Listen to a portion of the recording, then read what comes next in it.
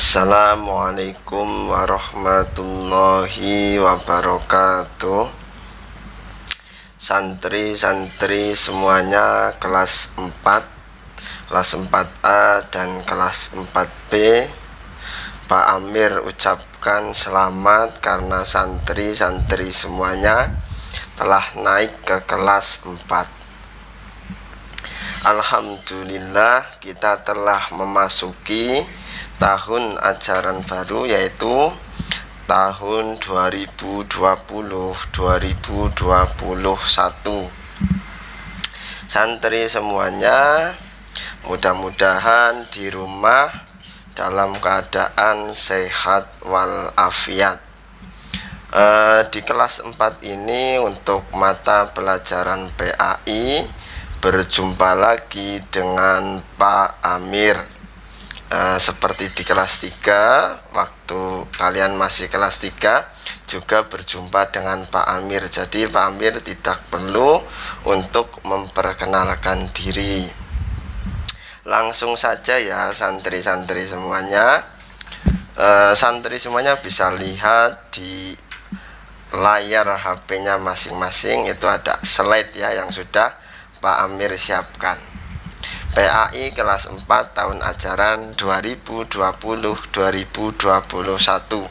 Pelajaran 1 yaitu mari belajar Quran surat Al-Falaq. Kita bisa lihat bersama kompetensi dasarnya 3.1, memahami Quran surat Al-Falaq dengan baik dan benar. Ini aspek pengetahuannya. Kemudian 4.1.1, membaca Quran surat Al-Falaq dengan tartil. Ini aspek keterampilannya. Kemudian 4.1.2, menulis kalimat-kalimat dalam Quran surat Al-Falaq dengan benar. 4.1.3, menunjukkan hafalan Quran surat Al-Falaq dengan lancar. Ini juga sama aspek keterampilannya.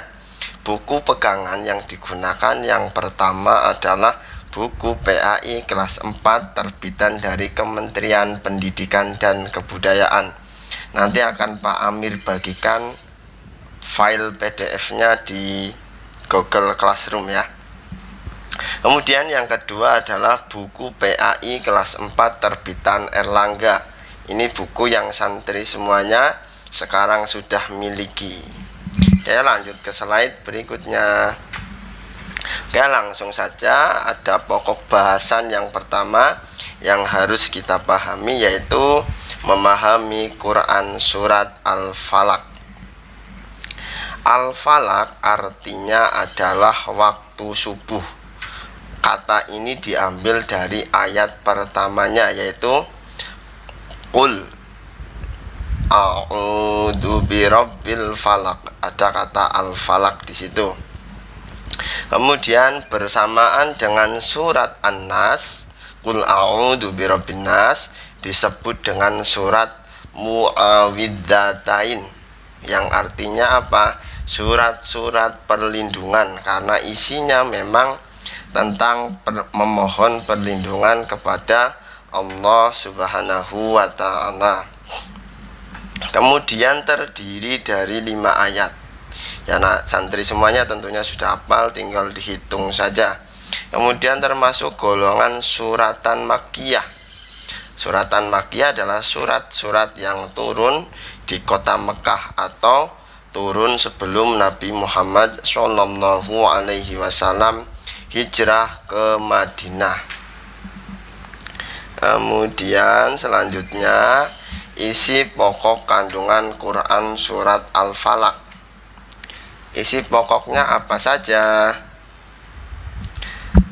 Pertama adalah perintah untuk senantiasa memohon perlindungan kepada Allah Subhanahu wa ta'ala dari segala macam kejahatan, yaitu dengan cara membaca surat Al-Falaq. Bisa ditambah juga dengan surat An-Nas. Kemudian macam-macam kejahatan yang dijelaskan di surat Al-Falaq. Ada 4 kejahatan ya. Ini di slide memang yang kelihatan hanya 3 saja.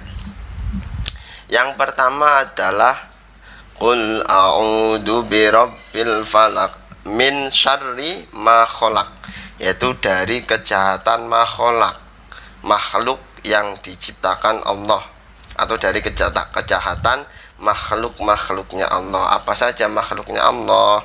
Yaitu ada setan, ada jin, dan ada manusia. Kalau setan cenderungnya itu menghadirkan bisikan-bisikan atau godaan di dalam hati. Kemudian kalau jin dan manusia itu bisa banyak kejahatan yang ditimbulkan yang berdampak bukan hanya pada jiwanya manusia, tetapi bisa pada fisiknya manusia. Kemudian yang kedua, kejahatan malam yang telah gelap gulita. Wa min syarri ghasiqin idza waqab. Ghasiqin malam idza waqab, apabila telah gelap gulita. Maksudnya adalah bahwa malam adalah waktu ketika banyak kejahatan biasanya terjadi.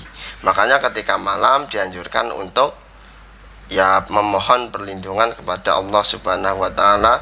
Salah satunya yaitu dengan membaca surat Al-Falaq. Kemudian yang ketiga, kejahatan penyihir, khususnya perempuan. Ini kok bisa-bisanya penyihir? Karena dulu waktu Nabi Muhammad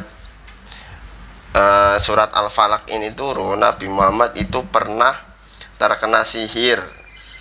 Caranya apa? Yaitu rambutnya Nabi Muhammad SAW ketika ada yang tanggal ataupun rontok, itu diambil oleh seorang perempuan, yang mana nanti digunakan sebagai guna-guna. Sehingga Nabi waktu itu juga terkena guna-guna, yaitu susah tidur dan seterusnya.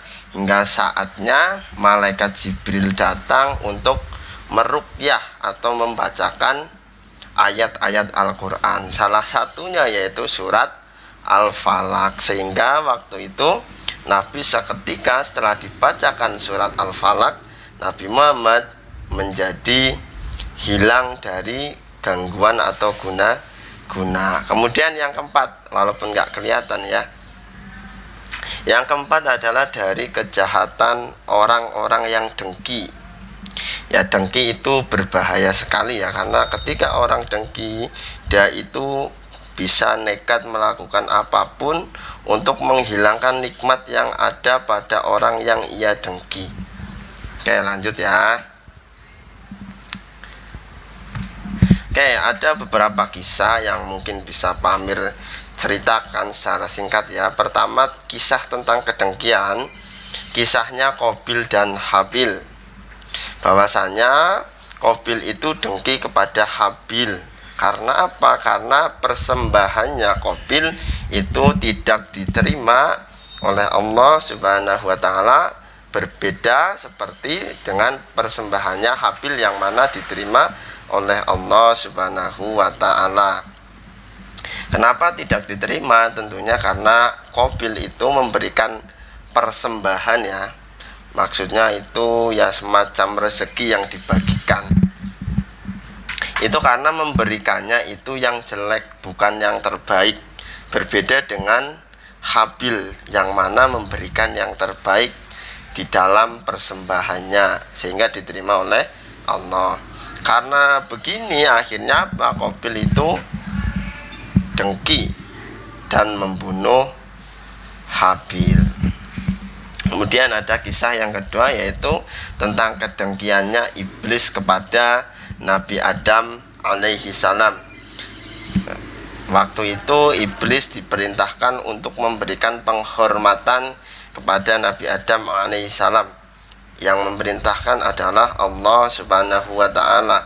Tetapi dengan sombongnya iblis itu menolaknya, sehingga sampai sekarang iblis menjadi makhluk yang terlaknat dan ditetapkan sebagai ahli neraka yang kekal selama-lamanya.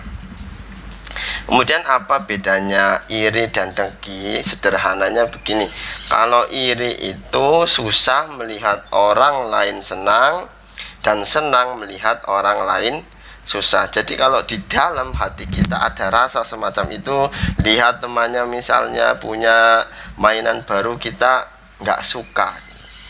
Lihat temannya misalnya sedang sakit, justru kita senang.